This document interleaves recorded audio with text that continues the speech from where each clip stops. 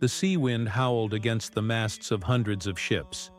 Their sails were painted with crosses, their decks filled with armored men. At the front of the fleet stood a king, his sword gleaming in the sunlight, his heart set on Jerusalem. They called him Richard the Lionheart. The year was 1190. 3 years earlier, the Muslim general Saladin had reclaimed Jerusalem from the Crusaders. Now, Europe burned with a single cry: to take it back.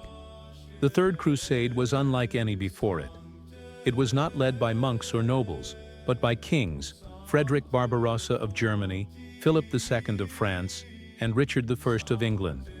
Together, they commanded the mightiest armies Christendom had ever seen. But destiny would soon separate them. Barbarossa drowned in a river while crossing Anatolia. Philip returned to France. And so the fate of the Crusade rested on one man: Richard. Landing in the Holy Land, Richard proved himself a master of war. At the Siege of Acre, his forces stormed the city after a long and brutal blockade. Thousands of prisoners were taken. And in a single day, Richard ordered their execution, a grim answer to Saladin's defiance. Yet even amid war, respect grew between the two leaders.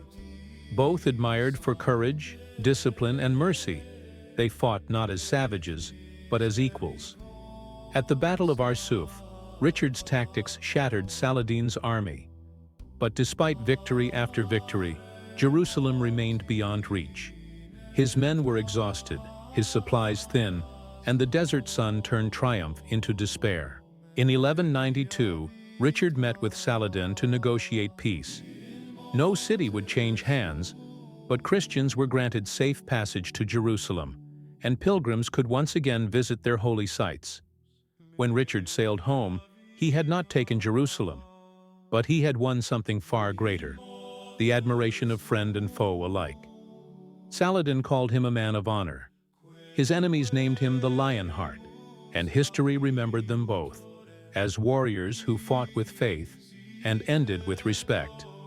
Thank you for watching The Third Crusade: Richard the Lionheart versus Saladin.